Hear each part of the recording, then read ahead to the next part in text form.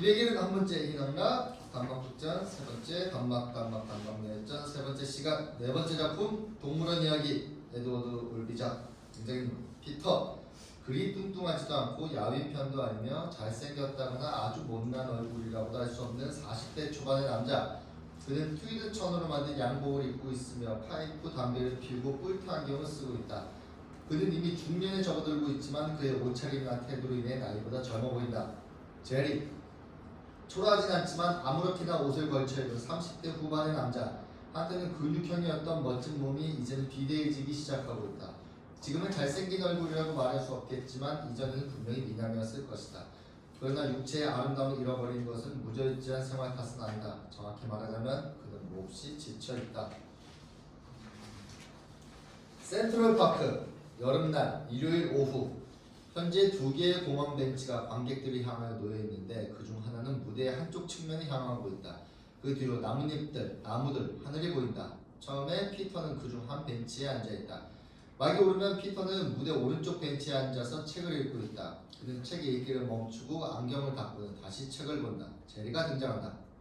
난 동물원에 갔다 왔어요. 피터는 알아채지 못한다. 동물원에 갔다 왔다고 했어요. 이봐요. 나 동물원에 갔다 왔다고. 뭐라고요? 아, 미안합니다. 저한테 한 말씀이세요? 난 동물원에 갔다가 쭉 걸어서 여기까지 왔어요. 그러니까 내가 북쪽으로 걸어온 겁니까? 북쪽이라고요? 아, 그렇겠네요. 제리 관객동으로 가리킨다. 저쪽이 5번가인가요? 아, 예, 그렇습니다. 그리고 저기 저 교차로는 어디죠? 저기 오른쪽 말이에요. 아, 저기 말이죠. 아, 그건 74번가입니다. 그러면 동물원은 65번가쯤 되고 그래. 난 북쪽으로 걸어온 거야. 피터 다시 책을 읽고 싶어하는 표정을 역력히 짓는다. 네, 그렇겠네요. 늘 다니던 길이죠. 사이. 하지만 전국 쪽은 아니지. 내 말은 전국 쪽은 아니지만 북쪽이라고 부를 수 있는 곳이죠. 그건 거의 북쪽이죠. 제리 그렇게 떨쳐버리고 싶어하면서도 파이프 담배를 채워놓고 있는 피터를 주시한다. 당신 그러다가 피아노도 걸리지 않겠어요? 피터가 약간 짜증스러운 듯 쳐다보다가 곧 미소리 짓는다. 아니, 이 정도는 괜찮습니다. 아니지. 구강암에 걸릴지도 몰라. 그러면 한쪽 턱을 드러낸 후에 프로이트가 달고 다녔던 그런 걸 당신도 해야 될걸요? 그런 걸 뭐라고 하지? 고철기 말입니까? 바로 그거야. 고철. 와, 당신 많이 하네. 의사예요? 아, 아닙니다. 어디선가 그거에 관한 기사를 읽었어요. 아마 타임지였을 겁니다. 그는 그가 보던 책으로 시선을 돌린다. 타임즈는 방어돼 있는 잡지는 아니지. 그렇죠. 사이. 저기가 오버가라니. 기분이 좋네. 그렇네요. 공원의 서쪽 지역은 마음에 들지 않거든. 오, 왜요? 나도 모르겠어. 피터가 읽던 책으로 눈을 돌린다. 제리 잠시 서서 피터를 쳐다본다. 피터는 마침내 당황스러운 모습으로 다시 그를 쳐다본다. 우리 서로 이야기를 좀 해도 괜찮을까요? 아, 물론이죠. 아니, 당신은 마음에 내키지 않는 것 같은데. 피터 책을 내려놓고 파이프 담배는 꺼서 치워버린다. 그리고 미소 짓는다. 정말 이제 그런 게 아닙니다. 에이, 사실 그렇겠지. 나 전혀 그렇지 않아요. 오늘은 멋진 날이네. 피터 쓸데없이 하늘을 쳐다본다. 네, 그러네요. 좋은 날입니다. 난 동물원에 갔다 왔죠. 네, 그렇게 말씀했다고 생각합니다만. 오늘 밤 TV에서 보지 못하면 내일 신문에서 당신은 그 기사를 읽게 될 겁니다. 다시 TV 있어요? 네, 두 대가 있죠. 하나는 애들이 보고요. 결혼을 하셨군. 그렇습니다. 꼭 해야 하는 건 아니지. 물론 그런 건 아니죠. 아내도 있고 그렇습니다. 아이들도 있겠군. 둘이 있습니다. 아들? 아니, 딸입니다. 둘 다요. 아들을 갖고 싶겠네. 글쎄요, 물론 누구나 아들을 원하긴 하지만은 세상 일이라는 게 다 그런 거 아닙니까? 그런 뜻이 아닙니다. 아이는 더 갖지 않을 생각이에요? 더 이상 갖지 않을 겁니다. 왜 이런 걸 묻죠? 도대체 당신이 그런 걸 알아서 뭘 어쩌겠다는 건데요? 글쎄, 다리를 꼬고 앉아있는 모양이라든가 목소리 같은 걸로 봐서 더 패스하겠습니다. 아니면 아마도 내 추측이긴 한데 당신 마누라 탓이에요? 그건 당신이 알 필요 없잖아요. 가히. 알겠어요? 제리는 고개를 끄덕인다. 피터는 잠시 조용히 있다. 당신 말이 맞을지도 모르지. 우린 더 이상 아이를 갖지 않을 거니까. 세상 일이 다 그런 겁니다. 네, 그렇겠죠. 그리고 이제 또 무슨 얘기를 하지? 동물원 얘기를 꺼냈죠. 내가 신문에서 읽게 될 거라든가 TV에서 보게 될 거라든가 하는. 아, 그 얘기 좀 이따 하더라고. 몇 가지 질문을 해도 괜찮을까요? 물론이죠. 왜 그러는지 이유를 말하죠. 나는 사람들과 많이 얘기를 해본 적이 없어요. 기껏 한다는 얘기는 이런 거지.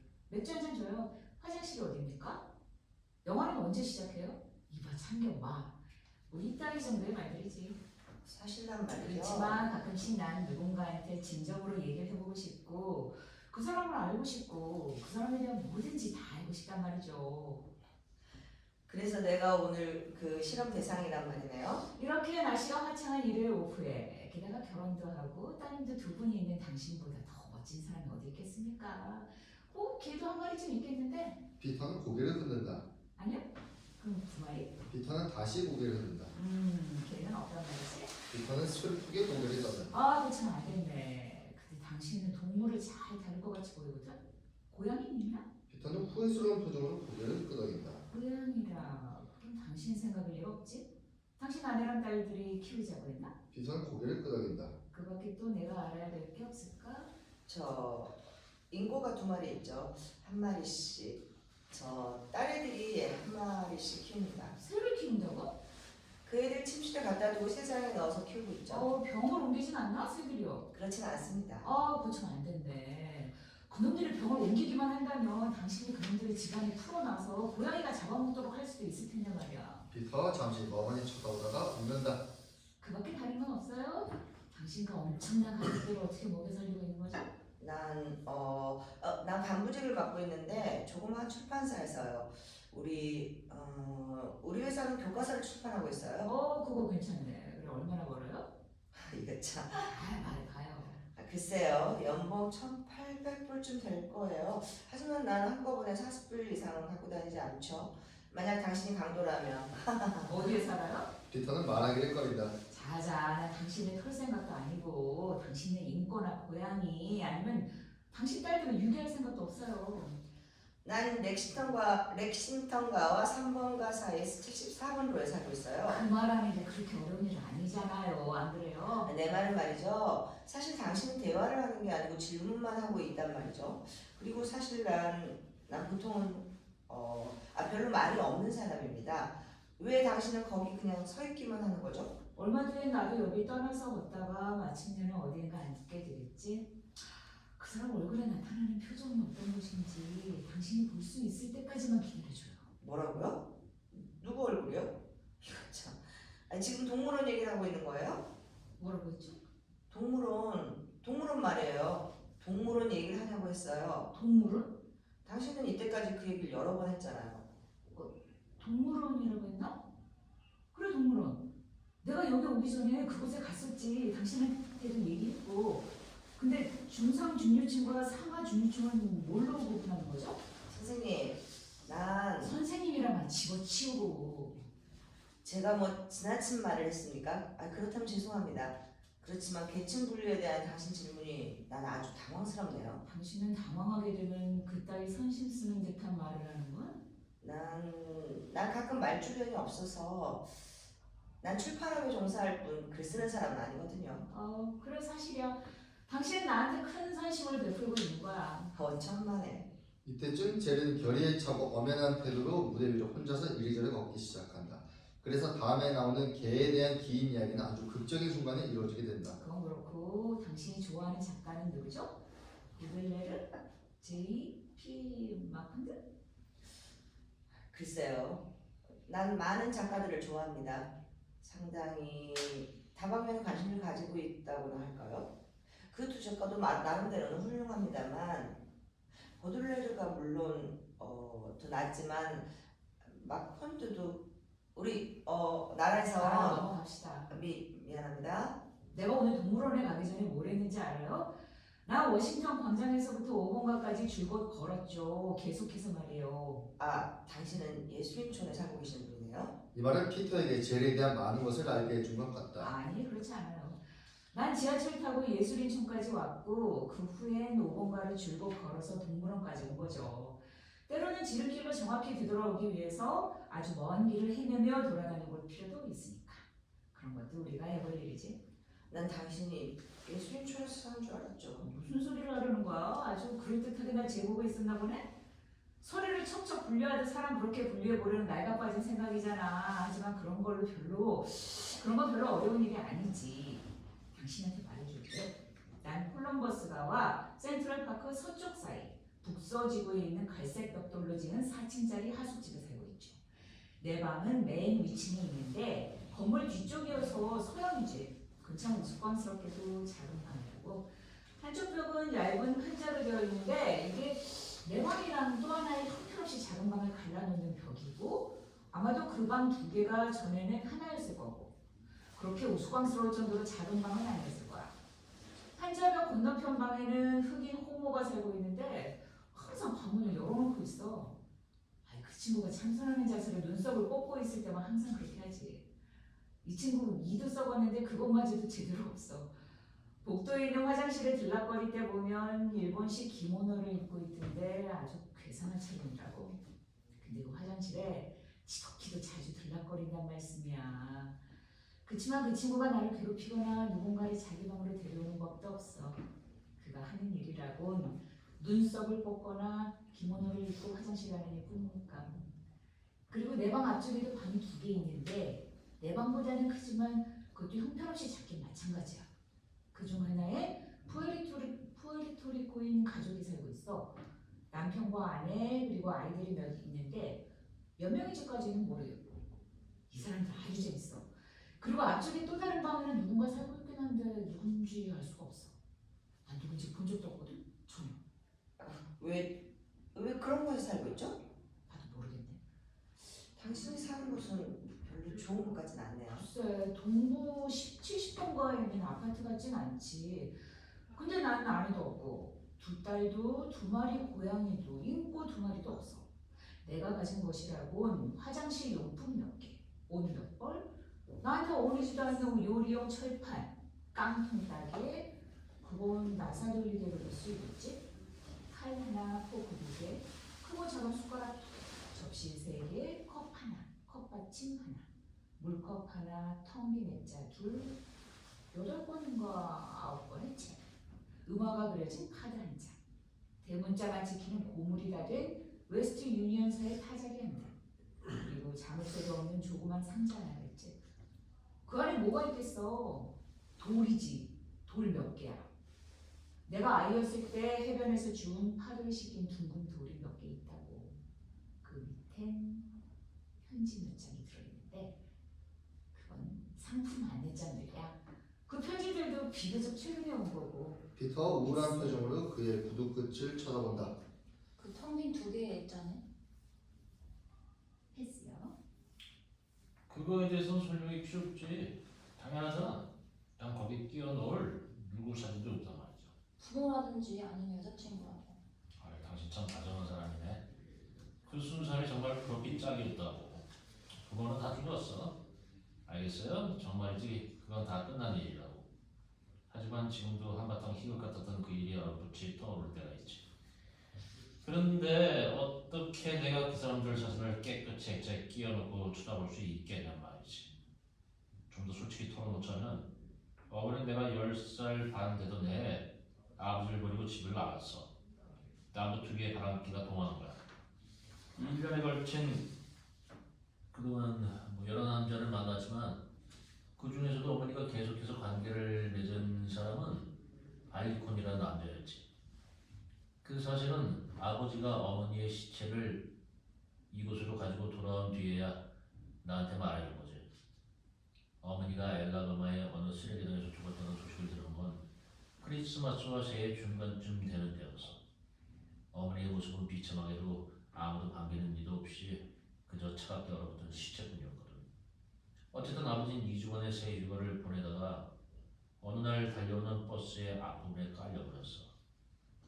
그렇게 나한텐 가족이란 게 깡그리 없어진 셈이지. 아, 아니지. 이거가 있었네.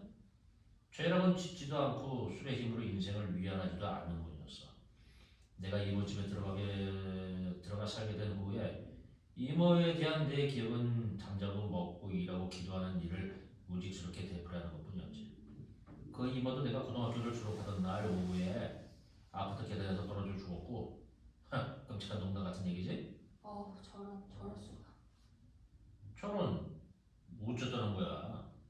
하지만 그건 이미 오래전 일이고 이젠 내가 인정할 수 있는 그 어떤 기억에 대해서도 아무런 감정도 없어. 이제 아마 당신은 내 부모들 사진이 왜 사진 틀에 끼워져 있지 않은지 알 수 있겠지? 당신 이름이 뭐요? 전 피터라고 합니다. 아이고, 이름을 묻는 걸 잊었네. 난 제리라고 해요. 안녕하십니까, 제리 씨. 제리 고개를 끄덕여 그의 인사를 받는다. 자, 그런데 그 두 개의 사진에다 여자 사진을 끼워두는 게 무슨 의미가 있지?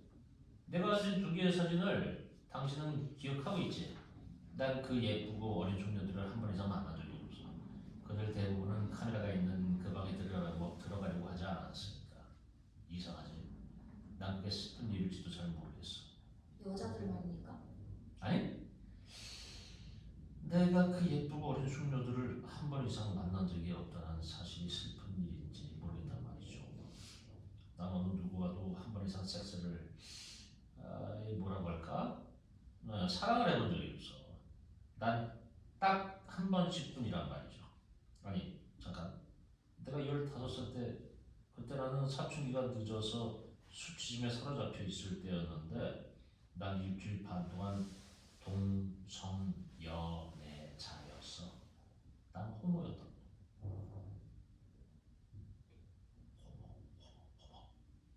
종소리가 울리고 바람에 깃발이 찢어지는 듯한 기분이었지.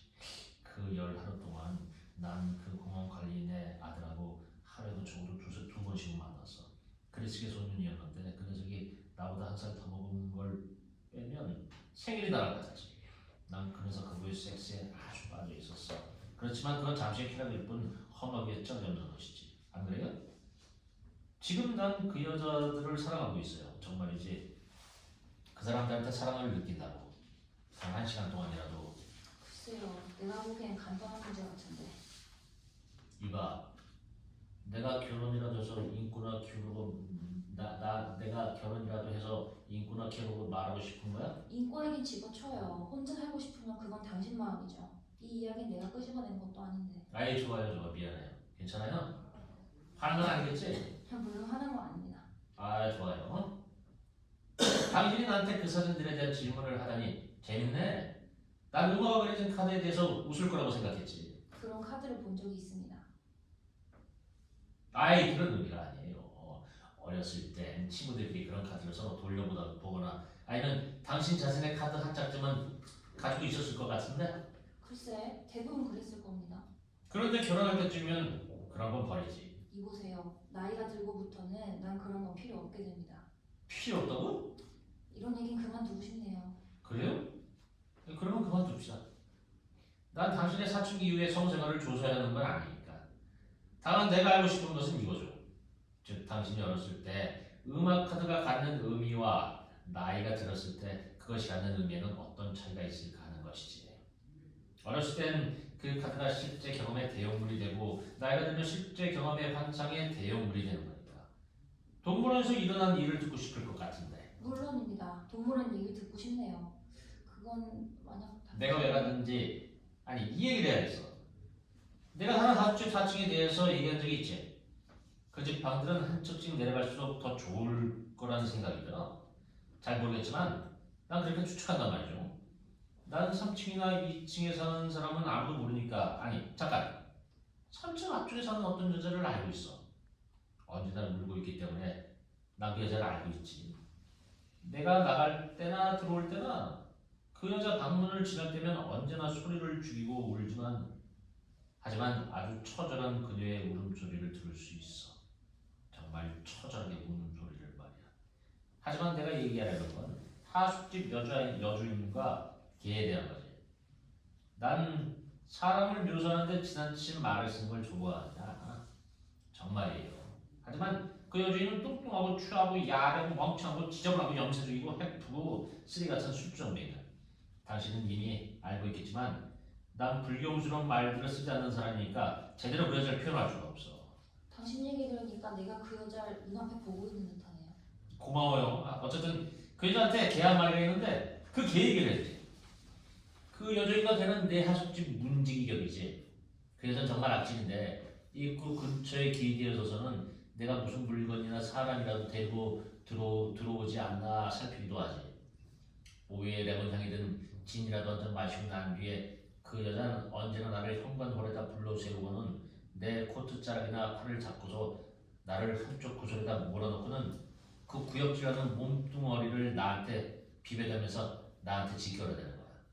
그 여자 몸에서 숨결에서 풍기는 냄새는 당신은 상상할 수도 없겠지. 그래도 그 멍청한 머리 한 구석에는 단지 먹고 마시고 배설하는 기능만 하도록 발달된 그 어설픈 머리 한 구석에는 더러운 욕망이 자리하고 있어. 그런데 피터, 내가 바로 그 여자의 그 더러운 욕망의 대상물이란 말이야. 역겹고 끔찍하네요. 하지만 난 그 여자의 물증마법을 찾아야지. 그 여자가 나한테 그 더러운 몸을 부벼대면서 자기 방의 위치가 어딘지 어떻게 하면 찾아갈 수 있는지 평명인식으로 말할 때 난 이렇게 말해. 내 사랑 어젯밤 그리고 그저께 밤이면 충분하잖아. 그러면 그 여자는 당황한 표정으로 그 작은 눈을 가늘게 뜨고는 황홀한 몸을 흔들어대는 거야. 그런데 피터, 난 그 순간에 생각하다고. 고통받는 사람들이 사는 그 집 안에서 내가 좋은 일을 하고 있는 거구나 하고 말이야. 그러면 순진한 미소가 그녀의 멍청한 얼굴에 떠오르고 지난밤 그저께 밤을 회상하듯 낄낄대기도 하고 신음소리를 내기도 하지. 그 여자는 실제로 없었던 일을 사실로 믿고 있는 것 같다. 그러고는 그 시커먼 괴물 같은 개한테 소리를 해서 자기 방으로 가버리지. 그러면 다음에 다시 그 여자를 만날 때까지 난 안전해지고. 상상할 수가 없습니다. 실제로 그런 사람들이 있다는 거 믿기 힘드네요. 난 얘기거리란 말이지. 그렇습니다. 세상 일에는 모르는 게 더 좋을 수도 있어, 피터. 당신 말이 맞아. 내가 당신한테 해주려고 했던 얘기는 걔에 대한 거였어. 지금부터 그 얘기를 하죠. 걔 얘기? 아예 가지는 마요. 설마 가버리는 거 아니겠지? 아닙니다. 내가 걔 얘기를 해주고 난 뒤에 그 다음이 뭔지는 알겠어요? 그 다음에 동물원에서 생긴 일을 얘기해 주지. 당신은 이야기로 가득 찬 사람이네요. 반드시 들어야 될 필요는 없죠. 아무도 당신을 여기 붙잡아 두지는 않을 테니까 그 점을 잘 기억해둬. 그건 나도 알고 있어요. 그러면 됐어요. 패스. 다음에 긴 대사는 피터나 관객들에게 화면 효과를 주기 위해서 상당한 무대 행위를 수반해서 이루어져야 될 것이라고 생각된다. 몇몇 특별한 행위는 지시되어 있지만 연출자와 제리 역을 맡은 배우가 스스로 훌륭히 창조해낼 수도 있을 것이다. 됐어. 제리와 개의 이야기. 내가 지금 당신한테 하려고 하는 이야기는 이런 것과 관계가 있어요. 즉, 때로는 짧은 거리를 정확하게 되돌아오기 위해서는 먼 거리를 헤매고 다닐 필요도 있다는 거지. 아마 나는 그럴 거라고 생각하고 있어요. 하지만 그건 내가 오늘 동물원에 간 이유이기도 하고 또 내가 여기 올 때까지 북쪽으로 계속해서 걸어왔던 이유이기도 하지. 내가 말했던 그 개는 시커멓고 괴물처럼 생긴 놈이야. 머리는 엄청나게 크지만 귀는 어디 붙었는지 보이지도 않을 정도고 그리고 눈은 시뻘겋게 충혈되어 있어. 아마 병에 걸렸는지도 모르지. 그리고 몸통은 갈비뼈가 앙상하게 드러나 보일 정도야. 그 놈은 정말 시커먼 놈이지. 시뻘겋게 충혈된 눈과 그리고 그래, 오른쪽 앞발에 있는 상처를 빼고는 그 상처도 시뻘겋지. 온통 시커먼 놈이야. 그래, 그 놈도 불쌍한 녀석이지. 그리고 내 생각에 그 놈은 이미 늙어 빠진 애인데 분명히 여주인한테 시달리고 있어. 거의 언제나 그 놈 물건은 발기에 있으니까. 그것도 시뻘건색이야. 그리고 또 뭐가 있지? 그래. 그 놈이 이빨을 드러내고 으르렁거릴 땐 이렇게 말이죠. 회색에 가까운 누런 이빨이 보여. 그 놈이 나를 처음 봤을 때, 그러니까 내가 이사를 온 바로 그날 그렇게 했었지? 난 처음 그 놈을 봤을 때부터 그 놈 때문에 신경 쓰였다고. 동물들은 날 좋아하지 않은 것 같아. 프란시스 성인은 어깨에 날아드는 새들을 쫓게 바꿨다는데 내 말은 사람들처럼 동물들도 나한테 무관심했다는 거지. 그는 가볍게 웃는다. 거의 언제나 말이야. 하지만 이 개는 달랐어. 처음부터 그 놈은 우르렁거리며 달려들어서는 내 다리를 물고 늘어졌어. 했지만 얼빠진 녀석은 아니니까. 비틀들지만 아주 잽싸게 달려들었어. 난 도망쳤지만 그놈은 내 바지자락을 물고 늘어졌지. 보라고 여기 꿰매놓은 거 말이야. 그놈은 둘째 날에도 그렇게 달려들었어. 하지만 난 그놈을 발로 차버리고 위층으로 번개같이 도망쳤지. 그렇게 끝났어. 다른 사람들은 그놈을 어떻게 다루는지 난 지금도 모르겠단 말이지. 당신 그게 무슨 소린지 알 거야. 그놈이 나한테만 유별하단 말이지. 내가 만만하게 보여서 그럴지도 몰라. 어쨌든 이런 상태가 일주일 이상 계속됐어. 내가 집 안으로 들어올 때는 항상 달려들었고 집 밖으로 나갈 때는 무관심하더라고. 웃기지. 정말 웃긴 일이야. 난 그놈의 개가 원하는 대로 보따리를 싸들고 나와서 거리에서 살 수도 있었어. 근데 어느 날 그 개한테 쫓겨서 수없이 위층으로 도망쳐오고 난 어느 날 나는 내 방에서 이런 생각해봤어. 결심을 한 거야. 우선 나는 친절하게 개의 마음을 사로잡아보려고 했지. 만약 그게 안 통한다면 정말로 그 개를 죽여버릴 작정이었어. 피터는 몸을 움찔한다. 그럴 필요는 없어. 피터가 듣기만 하면 되니까. 그래서 다음날 나는 햄버거 몇 개를 샀지. 고기는 적당히 익히고 회청은 치지 않고 양파도 빼버린 햄버거 말이야. 집으로 돌아오는 길에 나는 빵 조각은 다 버리고 고기 덩어리만 가져왔어. 아마도 다음에 대사는 그 정도에 필요할 것이다. 내가 숙집에 도착했을 때 그놈은 날 기다리고 있었어. 내가 입구로 들어가는 문을 반쯤 열었을 때 바로 거기에 그놈은 나를 기다리고 있었던 것 같아. 그 시커먼 모습이 한눈에 들어왔어. 난 아주 조심스럽게 걸어 들어갔지. 물론 손에는 햄버거를 들고. 난 햄버거 봉지를 열고 그놈이 나를 향해서 으르렁대고 있는 곳에서 12피트쯤 떨어진 곳에 그 고기 조각을 놓아두었어. 이렇게 말이야. 그놈은 계속 우르렁거리다가 그 소리를 멈추고 코로 킁킁 냄새를 맡고는 서서히 몸을 움직이더니 그 다음엔 아주 재빠르게 그 고기 조각을 향해 달려간 거야. 그런데 그놈이 고기 조각 앞에 멈춰서는 나를 쳐다보는 게 아니겠어? 나 씨 하고 웃어줬지. 시험 삼아서 말이야. 그러자 그놈은 햄버거 쪽으로 다시 고개를 돌려서 냄새를 맡다가 좀 더 코끝을 바짝 들이밀고 킁킁 냄새를 맡더니 그 다음엔 이렇게 하고는 고기 조각에 달려들었지.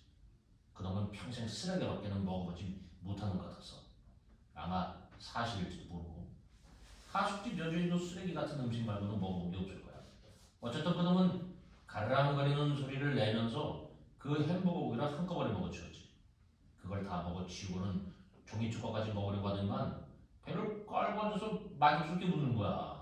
나는 그런 게 웃는다고 생각했어. 고양이가 웃는다는 걸 알고 있으니까. 그건 아주 만족스러운 순간이었어. 그리고는 다시 멍멍 하면서 나한테 달려들어왔어. 하지만 이번에도 그놈은 나를 물지는 못했지. 나는 위층으로 뛰어 올라와서는 내 침대 위에 누워 다시 그 개에 대해서 곰곰이 생각해보기 시작했어. 사실 나는 몹시 기분이 상했거든. 정말 화가 나서 미칠 정도였다고. 그건 구역질하는 돼지고기는 한 점도 들어있지 않은 아주 좋은 햄버거 6개였으니까.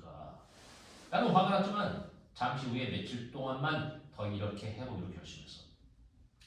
이놈의 개가 나한테 가진 적대감이 어느 정도인지는 이제 알만할 거야. 그래서 나는 이 적대 감정을 영원히 없앨 수 없는 게 아닌가 하는 생각도 들더라고. 그래서 나는 닷새 동안이나 더 그렇게 해봤는데 결과는 마찬가지였어. 으르렁거리고 킁킁대며 냄새 맡다가 서서히 몸을 움직이고는 재빨리 나가서 나를 빤히 쳐다보다가 개걸스럽게 쳐먹고 으르렁 대단한 미소를 짓다가 다시 멍하면서 달려든 거야. 그런데 그때쯤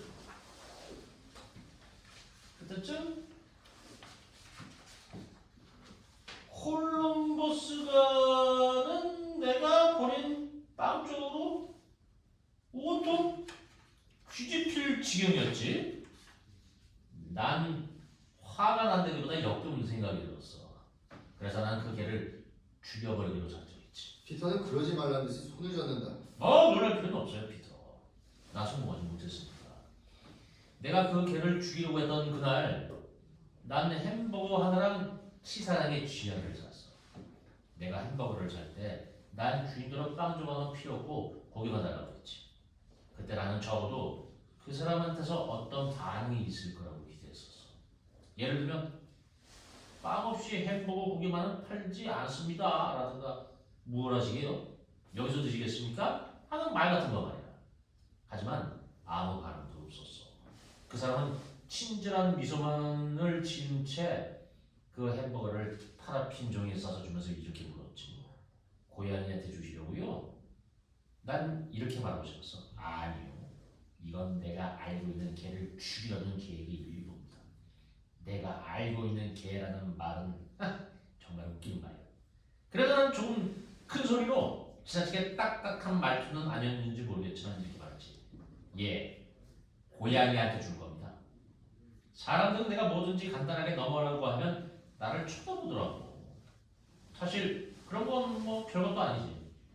하숙집으로 돌아오는 길에 나는 슬픔과 역경을 동시에 느끼면서 햄버거 고기의 죄악을 손으로 섞어 반죽으로 만들었어. 내가 현관 입구로 들어가는 문을 열자 그 괴물 같은 놈은 내가 늘상 주던 공이 덩어리를 받아먹고 다시 나한테 달려들고 기다리고 있었지. 불쌍한 여자. 그놈이 나한테 달려들기 전에 미소를 짓는 틈을 타서 내가 도망갈 수 있다는 사실을 그놈은 결코 알 수가 없었지. 하지만 어쨌든 그놈은 거기 있었어. 그놈 물건을 발견했지. 기다리고 있었단 말이야. 나는 쥐약이 든 고기 조각을 바닥에 던져놓고는 계단 쪽으로 가서 그놈을 지켜봤어. 그 불쌍한 녀석은 언제나처럼 고기 덩어리를 한 입에 집어삼키고는 미소를 지었지. 구역질이 날 들려있었어. 그리고는 먹으면서 달려들었는데 늘상 그랬던 것처럼 나는 한 사람의 계단 위로 도망쳐버렸고 그 녀석도 나를 물지는 못했지. 얼마 뒤 그 개가 몹시 아프다는 말이 나돌았어. 내가 그 사실을 알게 된 건 그놈이 나한테 더 이상 귀찮게 덤벼들지도 않고 또 하숙집 여주인이 제정신을 차린 듯이 보이기 때문이야. 내가 그 개를 죽이려고 했던 바로 그날 저녁 그 여자가 나를 현관 입구에 불러 세우고는 자기의 귀여운 멍멍이가 몹시 아프다는 사실을 알려줬지. 그 여자의 구역질하는 속력은 어디론가 사라져버렸고 나새처럼 눈을 제대로 크게 뜨고 있는 것 같았어. 그 눈은 바로 그 개의 눈과 다르더라고. 그 여자는 징징 짜는 소리로 그 개를 위해 기도해달라고 나한테 애원했어. 난 이렇게 말하고 싶었지. 부인, 난 내 자신을 위해서 기도해야 되는 편이에요. 그리고 그 흑인 호모 푸에르토리코 가족, 내 앞방에 살고 있지만 본 적도 없는 그 사람, 문을 닫아놓고 처절하게 울어대는 그 여자, 그리고 하숙집에 살고 있는, 아니 세상에 살고 있는 나머지 모든 사람을 위해서 기도를 해야 된다. 하지만 사실은 부인, 난 기도를 어떻게 하는지 모릅니다. 그렇지만 일을 간단하게 처리하려고 난 기도를 해보라고 했지. 그래서 나를 힐끗 쳐다보더니만 거짓말쟁이라고 하면서 거기가 죽기를 바라고 있을 거라고 말하는 거야. 난 그 여자한테 이렇게 말했지. 난 그 개가 죽지를 바라지 않았다. 사실 그 말은 진심이었지. 내가 그 개한테 독약이 든 고기를 주었다고 해서 그 개를 죽이려는 거라고는 할 수 없어. 사실 말이지. 난 우리들의 관계가 다시 어떻게 될 것인가 궁금했기 때문에 그 개가 살아나기를 원했다고 해야 할 거야. 피터는 점점 더 불쾌한 감정과 서서히 적대감도 나타내 보인다. 피터 제발 이해해줘. 이런 건 그런 건 중요한 거야. 내 말을 믿어야 돼. 중요한 거고 우리 행동의 결과가 어떤 건지를 알아야 하는데. 제리 또다시 기쁜 한숨을 쉰다. 어쨌든 그놈은 살아났지. 치욕문이거나 뭐 그런 것을 지키는 개새끼가 아니라면 어떻게 그럴 수 있는지 모르겠어. 나는 신화에 대해서는 백자. 당신은 잘 알고 있어? 피터는 생각에 잠기지만 제리 이야기를 계속한다. 피터, 당신은 $8,000짜리 질문을 놓친 거야. 어쨌든 그놈은 건강을 회복했고 하숙집 여주인의 욕망을 되살아났어. 그 개가 살아나면서 변한 건 아무것도 없게 된 셈이지. 어느 날 내가 40인 무언가에 사는 영화를 보고 하숙집으로 돌아왔을 때 그 영화는 내가 이미 본 거였고 다른 영화랑 다른 것도 없는 그저 그런 거였는데 그 개가 좀 나아졌다는 게 하숙집 여자한테 들은 뒤라. 나는 그놈이 나를 기다리고 있을 거라고 은근히 바라고 있었지. 뭐라고 할까? 내 마음이 끌렸다고나 할까? 매우 당했다고나 할까? 아니 그게 아니지. 가슴이 아플 정도로 만나고 싶은 거 바로 그거였어. 난 가슴이 아플 정도로 내 친구를 다시 만나고 싶어 죽을 지경이었지. 피터는 조소한 듯한 반응을 보인다. 됐어. 그래 피터, 그놈은 친구였어. 그 말이 딱 맞는 말이야. 나한테는 친구 같은 그 개를 난 진심으로 다시 만나봐야 했었지. 난 문 안으로 들어서서 아무런 두려움도 없이 현관홀 중앙까지 걸어갔어. 그놈이 거기서 나를 쳐다보고 있더라고. 근데 그놈은 공격을 치르고 나서 훨씬 더 좋아 보였어. 난 걸음을 멈추고 그놈을 쳐다봤지. 그놈도 날 쳐다보더라고. 우린 그런 상태로 오랫동안 마치 동상처럼 서로 쳐다보기만 하면서 있었어. 그놈이 내 얼굴을 쳐다본 것보다 내가 그놈 얼굴을 쳐다보는 게 훨씬 길었지. 무슨 말이냐면 내가 내 얼굴을 아니면 어떤 다른 사람의 얼굴을 쳐다보는 데 집중하는 시간보다는 사람이 내가 걔 얼굴을 쳐다보는데 집중할 수 있는 시간이 더 길다는 거지. 우리가 서로의 얼굴을 쳐다보고 있던 그 20초 아니 2시간 동안 서로 간의 접촉이 이루어진 거야. 그래, 바로 그게 내가 바라던 거였어. 난 그 걔가 좋아졌고 그 걔도 날 좋아해주길 바랬지. 난 그 걔를 좋아해보려고 노력도 했고 또 죽이려고도 해봤지만 둘 다 실패했어. 내가 바랬던 건 내가 왜 그 걔가 뭐든지 이해해줄 거라고 바랬던 건지 모르겠어. 별다른 동기도 없이 난 그저 그 걔가 알 거라고 기대했었어. 피터는 최면에 걸린 듯이 보인다. 그건 말이야. 제리는 이제 몹시 긴장한다. 만약 당신이 사람들과 어울릴 수 없다면 어디에서라도 다시 시작을 해봐야 된다는 거야. 동물을 하고라도 말이지. 이제 그의 말은 점점 빨라지고 음모를 꾸미는 사람의 말처럼 되어간다. 알겠어? 사람은 어떤 거라도 관계를 맺지 않고는 살 수 없는 거야. 그게 사람이 아니라면 어떤 물건이라도 좋고 침대, 뭐 바퀴벌레 아니면 거울이라도 아니 그건 너무 심해. 그건 최후의 수단이지. 바퀴벌레랑 그리고 카펫이랑 화장지랑 아니 그건 안 돼. 그것도 거울이랑 마찬가지야. 언제든 키가 통하는 것이어야 돼. 관계를 맺을 수 있는 걸 찾아내는 일이 얼마나 어려운 건지 알겠어? 축축하게 젖은 모래에서 반사되는 온갖 빛깔의 휘황찬란한 불빛이 비치는 길모퉁이랑 한 줄기 연기와 한 줄기의 그 연기와 추나가 그려진 카드와 잠새가 없는 튼튼한 상자와 사랑과 구토와 울음과 예쁘고 어린 숙녀들이 이제는 더 이상 그렇지 않기 때문에 생기는 분노와 몸을 팔아 돈을 버는 것과 그거는 사랑의 행위라는 걸 난 증명할 수 있어. 살아있기 때문에 지르는 고통스러운 고함 소리와 신과 이건 어때? 기모노를 입고 눈썹을 뽑는 흑인 호모일 수도 있고 문을 닫아놓고 처절하게 울어대는 어떤 여자일 수도 있는 신과 그 신은 언제부턴가 사람들한테 등을 돌려버렸다는 얘기 들었지? 제리는 깊은 한숨을 내쉬면서 다음 말에 있는다. 이 굴욕스러운 감옥과도 같은 세상에서 단 하나 이 소박한 생각을 전달하기에 알맞은 곳이 내가 살던 그 집 현관원 말고 또 어디 있겠냐고. 도대체 어디 있냔 말이야. 그건 하나의 시작이라도 할 수 있겠지. 상대를 이해하고 아마도 자신을 이해받을 수 있는 그 서로에 대한 이해를 하는 연습을 한다는 건 말이야. 제리는 이제 이상하기 많지 탈진 상태에 빠져 있는 듯이 보인다. 사람과 개와의 관계에서 멋지게 시작될 수가 있는 거야. 바로 그거야. 개란 말이야. 한순간 계속되는 침묵.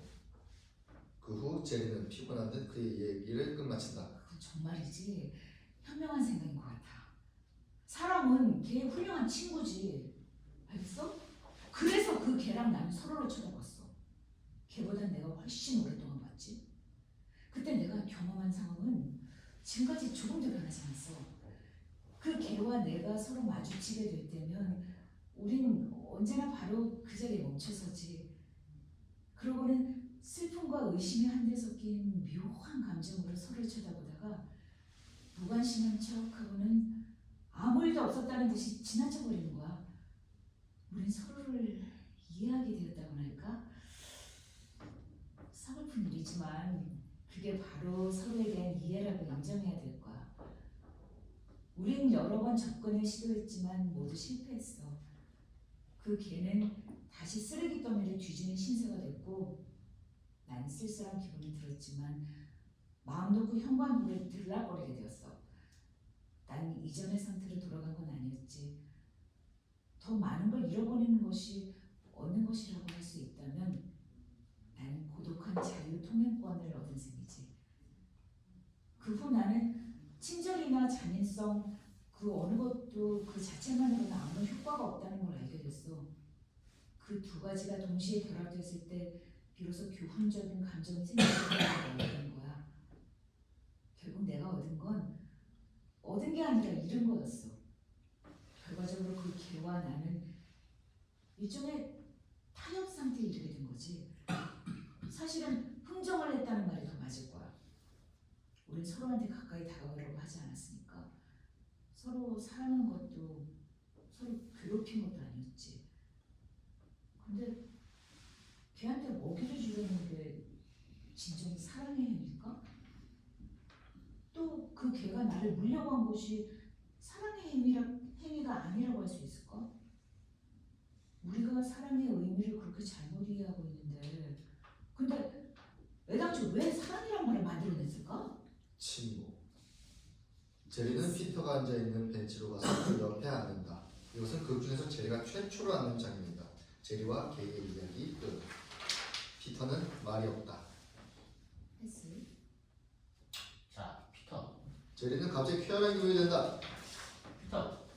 당신 생각엔 내가 이 이야기를 리더스 사이트에서 때 내가 만난 잊을 수 없는 인물란에 투고해서 한 200불 정도 벌 수 있을 것 같아? 응? 제리는 활기를 띠기 시작했지만 피터는 당혹스러워한다.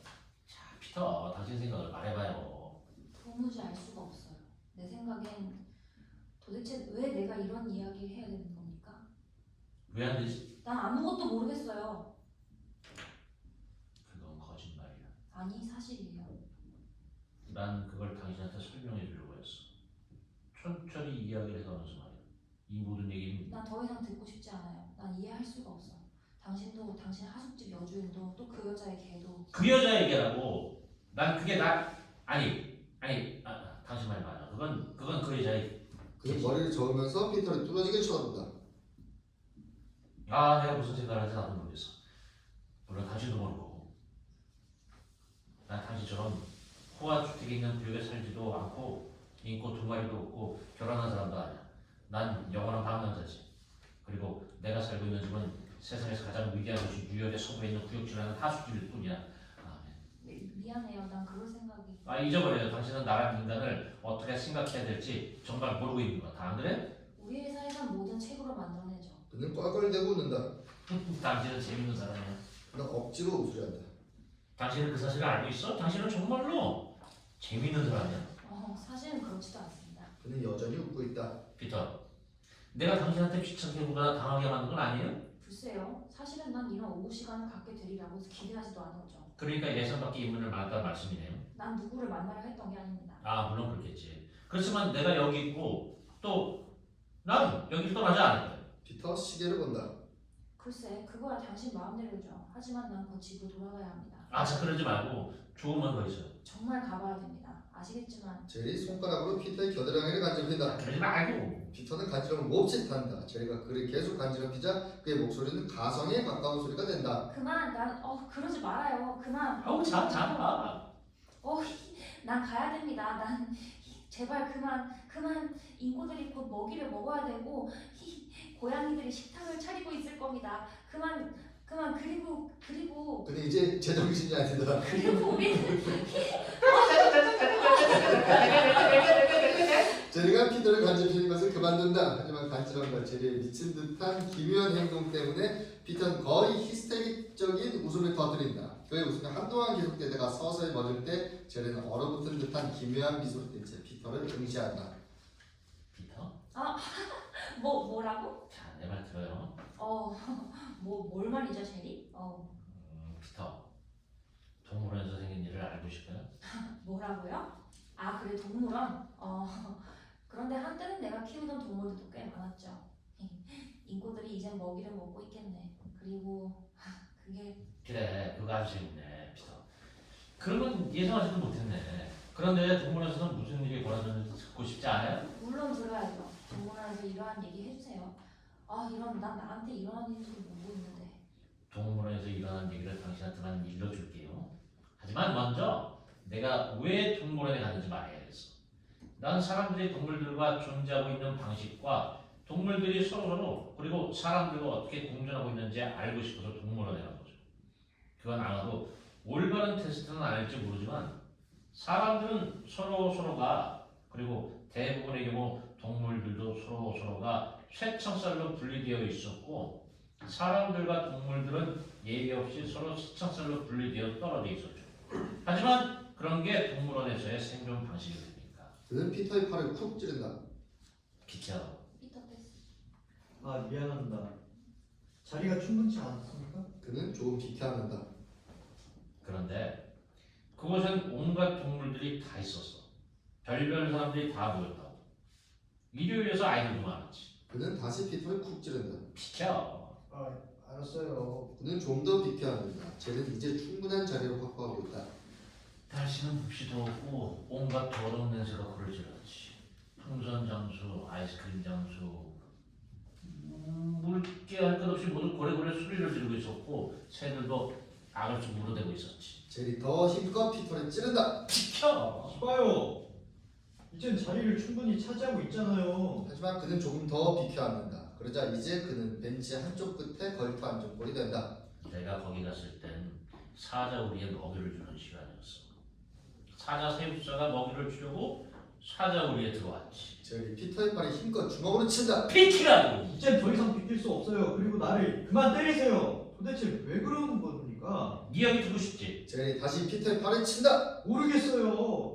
하지만 더 이상 팔을 얻어먹고 싶지 않다는 건 분명한 사실이에요. 젤이 다시 피터의 팔에 친다. 이렇게 말이지. 그만! 도대체 왜 이러는 겁니까? 난 미쳤다 이 새끼야! 농담 말아요. 피터, 내 말 잘 들으라고. 난 이 벤치가 필요해. 그러니까 넌 저기 저 벤치 가자. 그리고 나서 네가 좋다면 나머지 얘기해줄게. 하지만 도대체 왜 이러는 겁니까? 그리고 내가 왜 이 벤치를 떠나야 하는지 그 이유도 모르겠어요. 난 날씨가 좋은 일요일 오후면 거의 언제나 이 벤치에 앉아 있었어요. 여긴 인적이 드문 곳이고 그래서 여기 앉아 있었던 사람은 아무도 없었죠. 그래서 이 벤치는 항상 내 차지였었다고요. 피터, 이 벤치에서 떠나라고. 이건 내 거야. 안 돼요. 난 이 벤치가 필요하다고 했어. 그러니까 이건 내 차지야. 지금 당장 저리 꺼져. 사람은 자기가 원하는 걸 다 가질 수 없는 거예요. 당신은 그걸 알아야 돼. 그건 하나의 규칙이라고요. 원하는 것 중에서 일부는 가질 수 있지만 모두 다 가질 수는 없어요. 바보 같은 놈. 넌 멍청이야. 그만! 넌 식물 같은 인간이야. 땅바닥에 자빠져 있어. 당신 내 말 잘 들어. 난 오후 내내 당신의 그 무례한 행동을 참아왔어. 아유, 사실은 그렇지도 않아. 참을 만큼 참았어. 난 당신의 행동을 이때까지 참아온 거야. 난 당신이 누군가와 이야기를 하고 싶어 한다고 생각했기 때문에 당신 얘기를 지금까지 들어준 거야. 넌 말을 아주 잘하네? 아주 간단하게 말이야. 그렇지만, 널 표현할 수 있는 가장 정확한 말은 젠장, 넌 구역질 나는 놈이야. 내 벤치에서 꺼져버려. 내 벤치야. 젤이 피터를 밀지만 벤치를 완전히 떨어지게 하지 못한다. 내 눈 앞에서 사라져. 피터 다시 자리에 앉는다. 마음의 자식. 넌 지긋지긋한 놈이야. 이제 꺼지라고. 난 이 벤치를 절대 포기하지 않겠어. 넌 이걸 가질 수 없어. 끝났다고. 눈 앞에서 사라져. 젤이 깜빡 일으키면 꼼짝도 하지 않는다. 꺼지라고 했어. 젤은 꼼짝도 하지 않는다. 여기서 없어져 버려. 어딘가로 가버리지 않으면 넌 건달 같은 놈이야. 그래. 넌 바로 건달이야. 가버리지 않으면 경찰을 불러서 널 강제로라도 가게 할 거야. 젤은 앉은 채로 웃는다. 경고야. 경찰을 부르겠어. 넌 여기서 경찰을 눈치껏 봐도 찾을 수 없을걸? 그놈들은